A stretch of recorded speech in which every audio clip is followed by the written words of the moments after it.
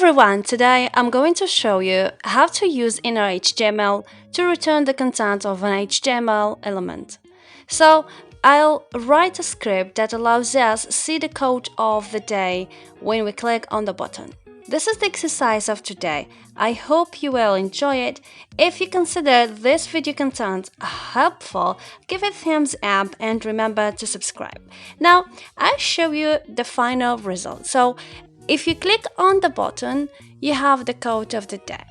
So this is what we're going to do. Are you ready? Let's go and do it.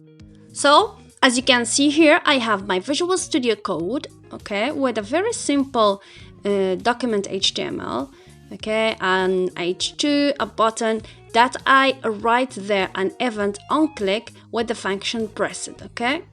So this is what we're going to do. Now let's create a script, okay. So there are two steps that we should do in order to create this functionality, okay. So first of all, we should select, and secondly, we should return. We should select the value or the content that we want to show later on, and the second step is return this content. How can we do this? So to select, first of all, let's create a variable. Okay, variable is a content. So we'll create a container where we put this content. So for example, let's call it code and assignment operator document.getElement by ID, and between parentheses and code demo1 dot inner HTML, and we end it with a semicolon.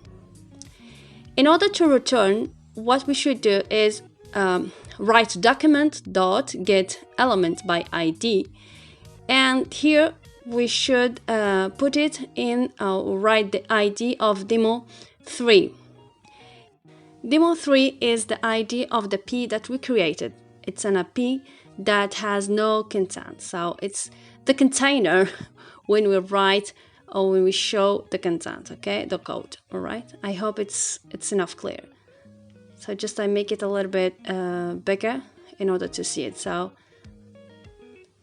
now we forgot to create the function.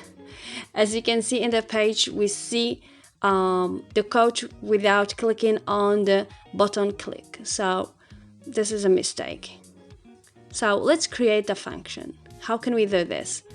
So let's go in the script again and write function. Very easy. We'll write a function with the name pressed and parentheses, okay? Right, and we put the two codes, the two lines between the curly brackets. That's it. So just we copy it and paste them between curly brackets. Here it is. And now, as you can see, it works.